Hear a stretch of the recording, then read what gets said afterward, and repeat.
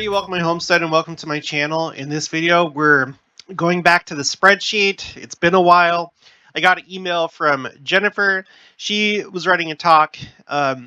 She's giving the talk this Sunday, and she emailed me wondering if I had done the terms "Let God Prevail" and "Hear Him." And I just realized today that I actually had done "Hear Him." I don't think I did a video on it yet. But I had the column hidden, so when I looked for it the first time, it wasn't there. But I've done Hear Him, and then today I got all the numbers for Let God Prevail. So, Jennifer, this is for you, and I am now apparently in the business of consulting with people for their talks, contracting for research for talks, so that's now one of my new services. I'm just kidding. I don't mind doing it. I'm glad that she emailed me because the Let God Prevail one is interesting. Have a few things to share about that. So let's just get into it. So starting with 1942, okay, that's as far back as the Scripture Citation Index goes. We have 2 for Hear Him. So for the 40s, you can see that Hear Him is somewhat frequent. Now, disclaimer, I did not go into the context of each instance that this shows up in a conference talk. It shows up too many times. I wasn't going to go through and read every single one. I just wanted to get like a feel, just a general feel for it. And I still think that you can get some meaningful information out of this, even though that some of these are in a different context than the current Hear Him I don't know what you want to call it, campaign. It's not really a campaign, but it's like that's been one of the things that the church has been asking us to do. President Nelson, hear him, receive personal revelation, be guided by him, and that goes hand in hand with let God prevail. Let God prevail in your life. Hear him, follow him. Okay, don't be distracted by things of the world, so on and so forth. Okay, so here's the 40s. Okay, here's the 50s. Kind of picks up toward the end of the 50s. Now the 60s are pretty heavy with this term, hear him, especially 1964 and 1962. Where you have 10, which is in the dark red, and still nothing for Let God Prevail, which probably isn't going to surprise anybody because that is a more recent. Again, I don't want to call it like a buzz word phrase or anything like that, but it's a more recent term that's been brought up in the church by President Nelson, and we're going to look into that. The 70s still kind of high, but it starts to kind of taper off. In the 80s, just kind of mediocre. 90s also. 2000s also. And then 2010s also. Now, it really takes off. And the record-breaking year for Hear Him is 2020, with a whopping 19 conference talks that included this phrase. So it's a huge thing, and even though you may view it as like, oh, okay, well, that's like the thing that they're just doing right now, hear him, it's now it I would caution you, it is not just like a feel good thing, it is not just like an inspirational thing. They're really wanting us to hear him because the noise from the world is getting louder and louder. People are getting confused by the propaganda, the subtleties and not so subtleties that are in our culture, pop culture, movies, music, TV, social media, so on and so forth. People are starting to not hear him because of distractions, but also just because of so many just invasions into our life by these people that are trying to control how you think, essentially, and get you off the covenant path and not hear him. So hear him. The number one year was it was 2020 with 19 times. So far this year, it's been said 4 times. I should have pulled this up, but I think on the church website they still have a section where they've gone through. And at this point, I think they've gone through like all the apostles, first presidency, about how they hear him. Okay, here it is right here. President Johnson shares how she hears the Lord. So if you click on this, let's see, this is under blog. Um, I swear there's like a. I'm gonna find it. There's somewhere here on the church site where it has just like a list of everybody's, how they hear him. Um, let's go to Gospel Library. Excuse me. I know I've seen it before. Okay, well, whatever. Just trust me. I'm sure maybe you've seen it as well. But anyway, yeah, this is a big thing right here. Oh, look at it. Look what she says here. I strive to eliminate the distractions of the world in simple things. Prayer, always having a prayer in my heart, daily feasting upon the words of God in the Book of Mormon, and spending time with beloved family members and dear friends. Those are the kinds of things that keep me alert, so I can hear him as he speaks to me personally, uniquely, and in ways I understand. So, yeah, and I think that's important. It is simple things. It's not like doing some mystical thing to hear him. It's just doing what you know you should be doing, essentially, and recognizing the Spirit, living your life in a way that the Spirit can talk to you and influence you. So there you have it. Okay, so let's go back here. So that's hear him. Now, let God prevail. That only shows up. That only shows up for the first time in 2020. And it starts with this talk by President Nelson called Let God Prevail. All right, so I'm going to read part of his talk. A couple paragraphs down, okay, this is where we hear it for the first time in General Conference. He says, so imagine my delight when I was led recently to a new insight. With the help of 2 Hebrew scholars, I learned that one of the Hebraic meanings of the word Israel is, quote, let God prevail. Thus, the very name of Israel refers to a person, excuse me, who is willing to let God prevail in his or her life. That concept stirs my soul. He has a few footnotes over here that I want to read. And then after that, I want to look at this Haaretz article about what Israel means. All right, so footnote number 1, I have spoken of Israel in at least 378 of the more than 800 messages I have delivered during my 36 years as an apostle. So he's saying right there that I think he's saying right there that, Israel is very important to him. He likes talking about Israel. Israel inspires him.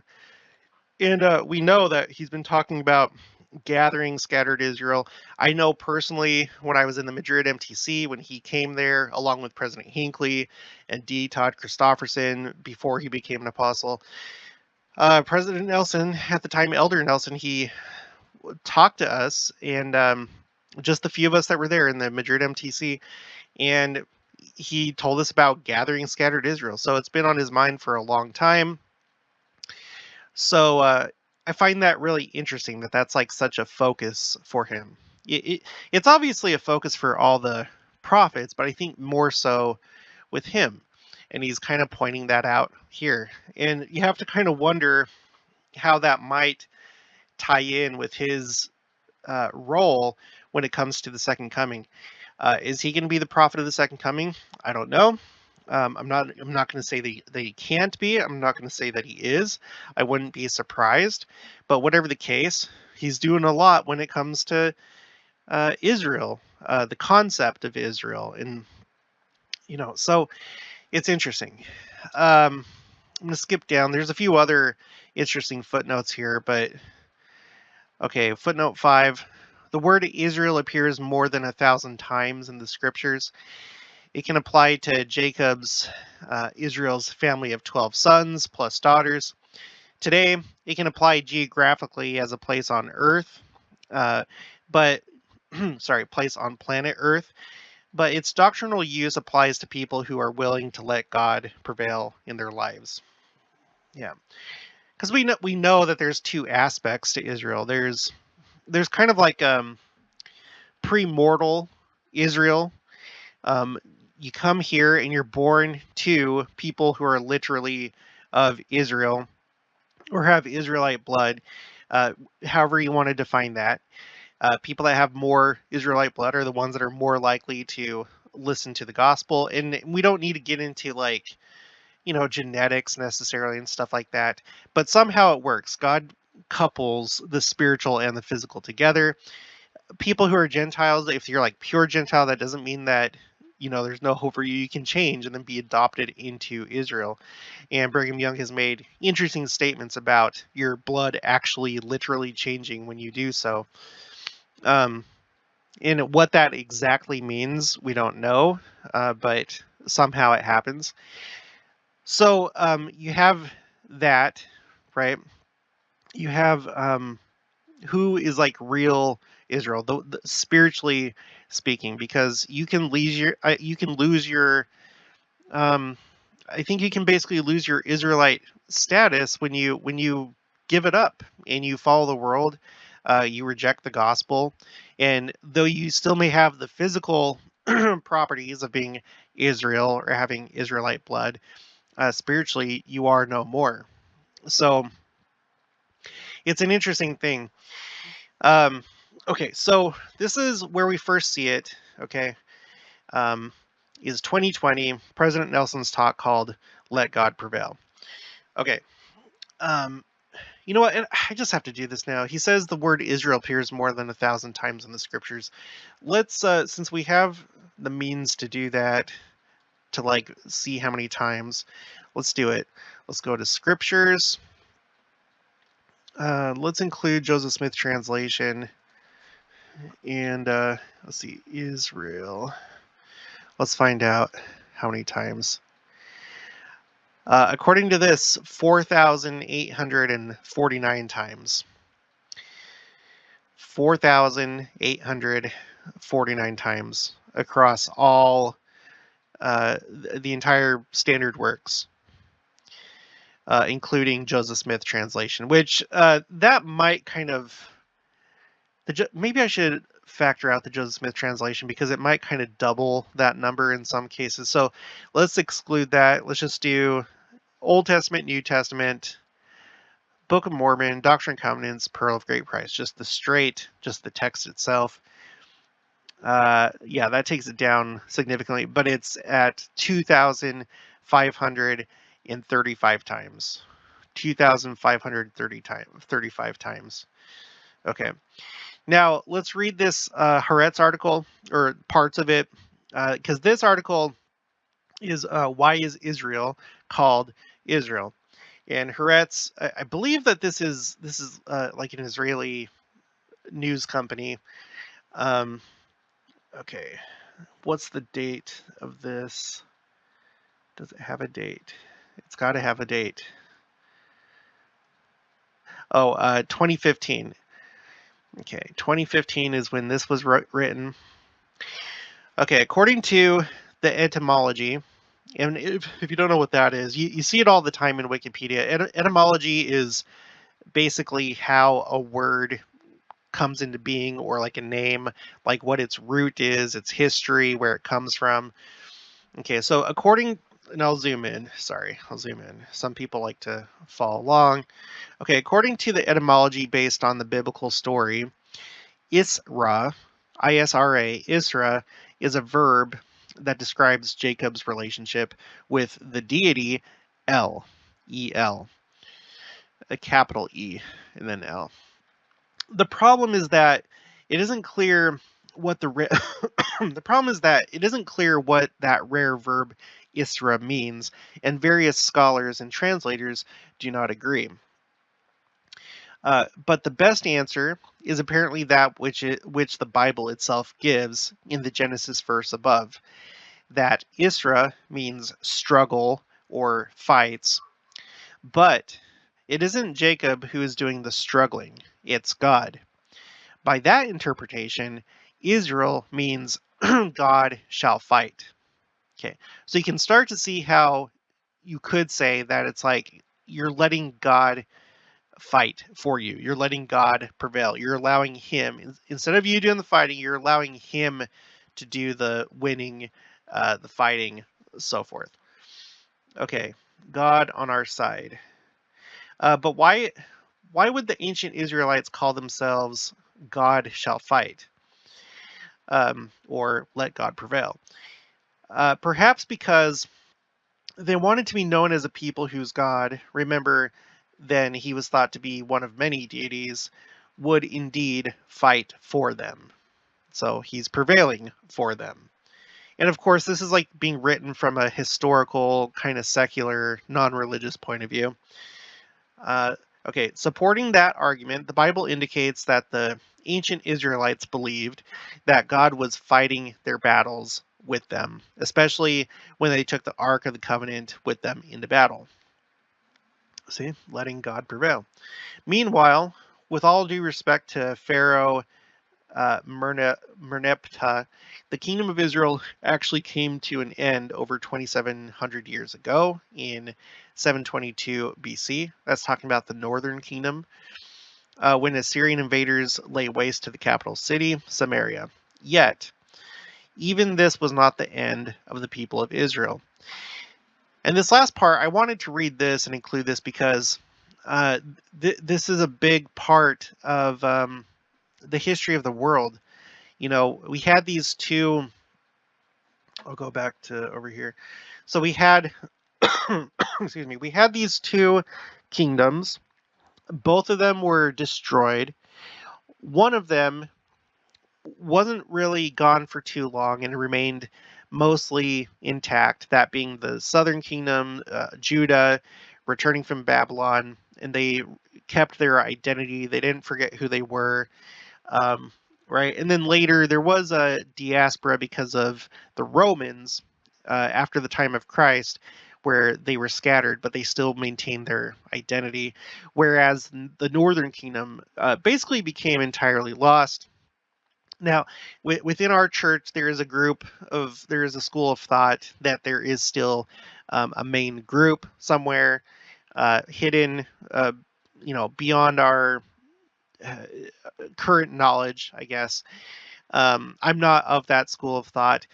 So if you are of that school of thought, then they're still there somewhere, and that they'll be brought back from wherever they are. If you're of my school of thought, it's amazing to think that even though they've been scattered so completely, forgotten who they were, that God is prevailing, that He never forgot His covenant. And even though this happened because of wickedness, and it's been just so long, thousands of years, He is prevailing and hasn't forgotten them. And I think that maybe that's part of how President Nelson thinks about it, is he's letting God prevail in the ingathering of Judah to Jerusalem, or to Israel, and the northern kingdom, or just everybody who accepts Christ and gets adopted into the house of Israel, being gathered to the stakes of Zion, and God is prevailing despite this couple thousand years that have been really rough for these people. So, excuse me. So it's really interesting. It's really cool to think about. Now, it was only mentioned one time in 2020, and then in 2021, 13 times, and then already this year in this last conference, 7 times. So it very well could be that it's said even more times in 2022 than in 2021. We'll just have to wait and see what happens in October General Conference. Another quick thing I just wanted to share beyond these two terms for Jennifer. I haven't done this yet. There's also a very interesting thing here in covenant path, and to a lesser degree, covenant people. We've talked a lot on the channel how you have like the threefold mission of the church, right? That's what it. I don't know when that term was coined, but you have proclaim the gospel, perfect the saints, redeem the dead. Those are the three missions. So missionary work, perfecting the saints, and then redeeming the dead, doing family history, genealogy work, going to the temple for them.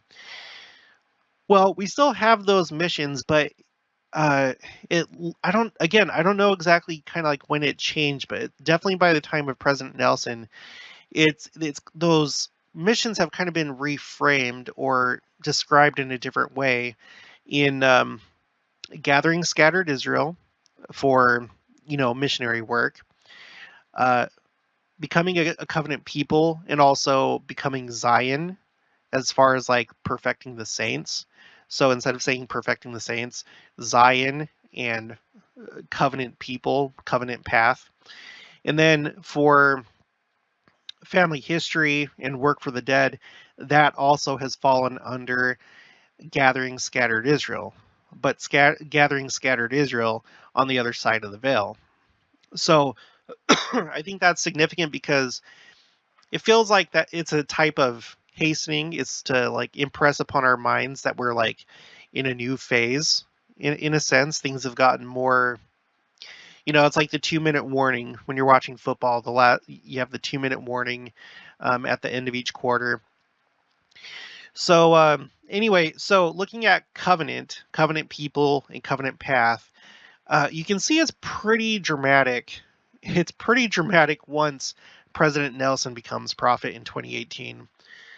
Okay, so we go back in time. For covenant people, it is brought up somewhat frequently. Okay, so let's look at covenant people first. So you can see in the 40s, it's pretty scant. Same thing with the 50s. 60s, it's almost not even there. It's only mentioned like 3 times. Then it kind of gets a little bit more frequent in the 70s, 80s, 90s, with a spike in 1996. And then a little bit more frequent in the 2000s. And then once you get to the 2010s, it becomes pretty frequent with another spike in 2021. So, in fact, the two years with the highest instances of covenant people is 1996 and in 2021. Now, the interesting thing about that is you can see this term to the side, God is among us. Okay, God is among us. We've again, I don't mean to perpetuate this, but there was like this rumor that maybe the first sessions of Adam Adayam may have already happened, or that something may have happened in 2021. Now, I cannot substantiate that at all. It's just rumor. But I would want to point out something, okay? When you compare covenant people and God is among us, God is among us, you see it 2 times in 2021, and that's the same year that you see covenant people with its record-breaking year. You go down to the other record-breaking year, which is tied with 2021, 1996, and that's the other time that you see God is among us, right? Here's God is among us in 1985, but there's no covenant people there. And then God is among us, you don't see it any other time. So 1985, 1996 with the spike for covenant people, and then 2021 with the other spike for covenant people. So I think that that's an interesting correlation. We can't say necessarily that one caused the other, but if there was kind of some kind of special meeting, whether it be Adam on Diamond or something else with the Savior, it's interesting that in that same year you have covenant people that goes up. Okay, so just something to think about. Now, covenant path is much more dramatic. The first time that you see covenant path, let me just make sure. The first time you see covenant path is in 2007 and then 2009. So at the end of President Hinckley's presidency, the beginning of President Monson's presidency, and then in 2013, it becomes just a solid block of red. During the second half of President Monson's presidency, we're in just like the medium reds, the medium to light reds, starting in 2013. But then when President Nelson becomes prophet, it climbs way, way, way up to 22. Before that time, the highest year was 2013 and 14 with just 4. So going from 4 to 22, holy cow. Okay. The coloring here, I have this based on conditional formatting. So it kind of like it colors it based on the different extremes, the lowest value to the highest value. So the higher values are colored in dark red. And since 2018, we've been solidly in the dark red with covenant path. So you can look at that and say that's what they're really stressing right now, is being on the covenant path. And when you take that in with this over here, covenant people, and God is among us, maybe we need to get the hint that we need to get on the covenant path. What is the covenant path? If you're not baptized, get baptized. If you're a male and you're of age, get the priesthood. Make sure that you get the appropriate priesthood and work for that. Also, go to the temple. You need to go to the temple to get your initiatories and endowments. And then, now this doesn't necessarily happen for everybody in life, and there's different circumstances, but the very highest thing that you can do, well, I'm not going to say that the high, but to achieve exaltation, okay, without getting too deep into things, for those of you that want to, start typing, is getting sealed in the temple, getting married, and then getting sealed to that person. Okay, now, if you're not able to do that in this life, then it's fine. Just work on yourself personally, make sure that you're doing the best that you can do, and you will not be robbed of that opportunity. It'll work out for you, and it seems, based on what we've read, that a lot of that will be, well, actually, probably all of that will be taken care of in the millennium. And I would definitely think that would be the case, because when it comes to ordinances, right, and being sealed is an ordinance, ordinances have to take place with it when in mortality. Okay, so people that are on the other side of the veil, they cannot do it. They can't do it for themselves. It has to be done in mortality. When it comes to, now this might have to be a topic for another video, because I wonder if once you're resurrected, if at that point you could be sealed to somebody. Like, say that you meet somebody in the spirit world, you love each other, you want to get sealed. I don't know. Is it where you get somebody in mortality, like it's communicated to you by resurrected beings, hey, these two people, they're going to get married and sealed, and then somebody does that for them? Or do they get resurrected, and now, having the resurrected bodies, they get sealed? I don't know. I might have to research that. If I were to guess right now, I would think that it would still, the same rule would apply, that you would have to be done by someone that's still in mortality. But I don't know. So anyway, the point is, do whatever you need to do to get on the covenant path if you are not on it. And then once you are on it, don't break those covenants. Do what you know you need to do. Live up to the covenants that you make in the temple. We're getting super close. I feel like I can say that just based off of if you were to look at nothing else but this spreadsheet, which tracks the things that our general authorities have been talking about in general conference, it's abundantly clear that they have second coming on the mind, and that's what they're communicating to everybody. It is abundantly clear. I have an entire playlist dedicated to this spreadsheet, so I'm going to pull it up so I don't forget about it. Let's see. So if you go to my home screen for my channel and you go to playlists, and then you click on this, click on created playlists, this will bring up all my playlists, all of them. And let's see, I have one